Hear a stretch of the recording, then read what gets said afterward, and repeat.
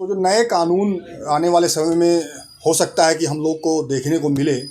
जो 3 बड़े कानून अंग्रेज़ों के समय का बनाया हुआ था। जैसा कि हमने अपने पिछले वीडियो में आप सभी को बताया था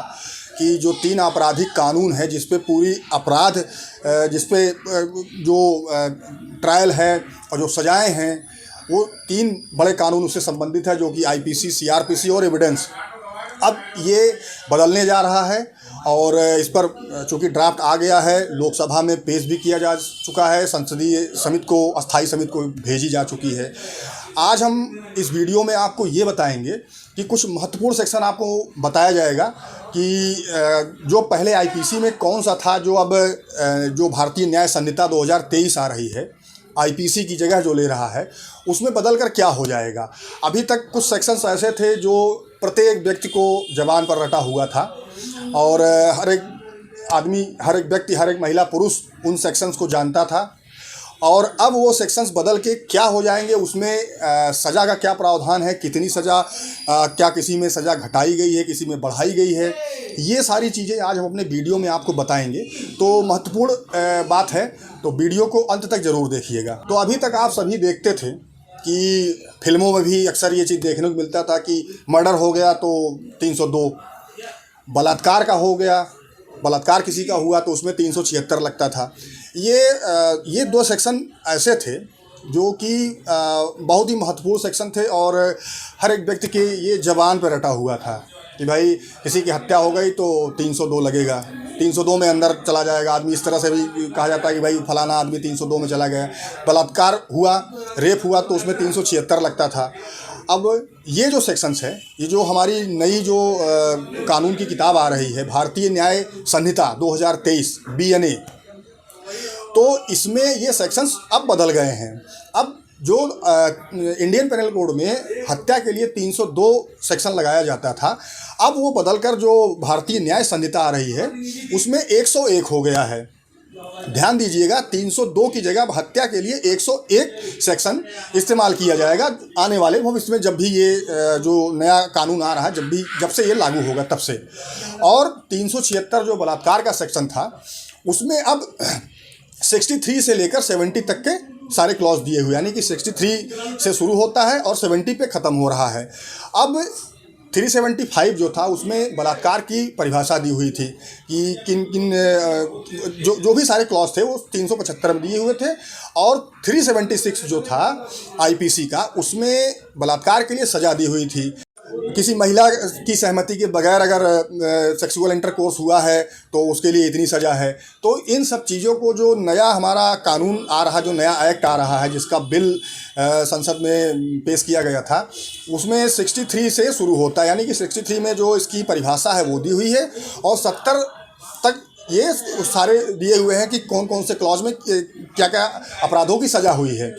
इसमें एक क्लॉज जोड़ा गया है जो बहुत ही महत्वपूर्ण है आप सबके लिए। 69 एक धारा जोड़ी गई है जिसमें ये दिया गया है कि अगर आपने किसी महिला से, किसी लड़की से कोई झूठा वादा किया और उसकी सहमति लेकर उसके साथ अगर आपने सेक्सुअल इंटरकोर्स किया, तो अब वो भी अपराध की श्रेणी में आएगा और उसमें 10 साल की सज़ा का प्रावधान भी किया गया है। तो ये एक विशेष महत्वपूर्ण सेक्शन ऐड किया गया है, क्योंकि अभी तक जो हमारी पुरानी आईपीसी चल रही थी जिसमें 376 आईपीसी में जो सजाएं दी थी, उसमें ये नहीं था कि भाई अगर झूठा वादा करके किसी की सहमति हासिल करके उससे सेक्सुअल इंटरकोर्स अगर कोई व्यक्ति कर रहा है तो वो अपराध की श्रेणी में आएगा। अलग अलग हाई कोर्ट्स ने इस पर अपने जजमेंट भी दिए हैं, जो कि हमने अपने पिछले कई वीडियो में इस चीज़ को बताया भी है कि उत्तराखंड हाई कोर्ट ने क्या कहा, honourable Madhya Pradesh high court ने क्या कहा, ऑनरेबल इलाहाबाद हाई कोर्ट ने क्या कहा। ये सारी चीज़ें हमने बताई थी कि अगर मान लीजिए कि कोई बालिग महिला है या लड़की है, उसकी कंसेंट लेके अगर कोई सेक्सुअल रिलेशनशिप बनाता है तो वो बलात्कार की श्रेणी में नहीं आएगा।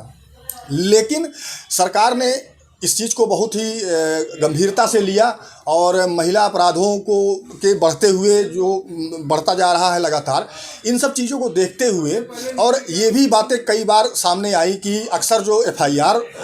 होती है वो ज़्यादातर इन्हीं आधारों पे होती है कि भाई इन्होंने हमसे शादी का झूठा वादा किया या नौकरी दिलाने के नाम पर इन्होंने हमारी सहमति ली और सेक्सुअल इंटरकोर्स किया। न्याय संहिता, भारतीय न्याय संहिता आ रही है, इसमें जो 69 सेक्शन ऐड किया गया उसमें इन सारी चीज़ों को बताया गया है कि अगर आपने किसी महिला से झूठा वादा किया, यानी कि जैसे कि अब जो आजकल की जो हमारी नई जनरेशन है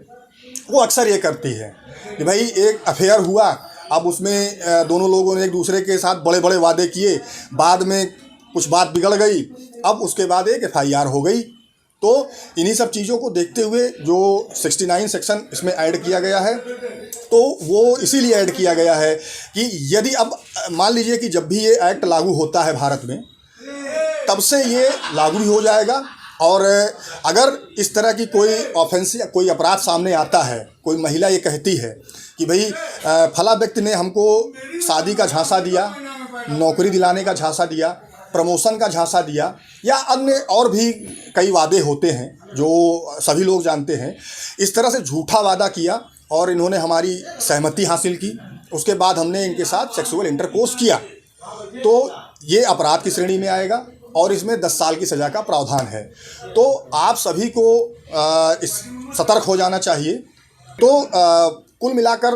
मामला यही है कि यदि किसी पुरुष ने किसी महिला के साथ शादी का वादा किया और बाद में वो मुकर गया, यानी कि शादी का वादा करने के बाद आपने किसी महिला की सहमति हासिल की सेक्सुअल इंटरकोर्स करने के लिए, और उस महिला ने अपनी सहमति दे दी, उसको ये लग रहा था कि भाई भविष्य में ये जो पुरुष है ये हमारे साथ विवाह करेगा, उसने अपनी सहमति दे दी और आपने सेक्सुअल इंटरकोर्स किया, लेकिन बाद में आप मुकर गए और आपने शादी का जो वादा किया था उसको तोड़ दिया। महिला अगर कहीं शिकायत करती है, अगर कोई FIR होती है, तो ये बलात्कार की श्रेणी में माना जाएगा।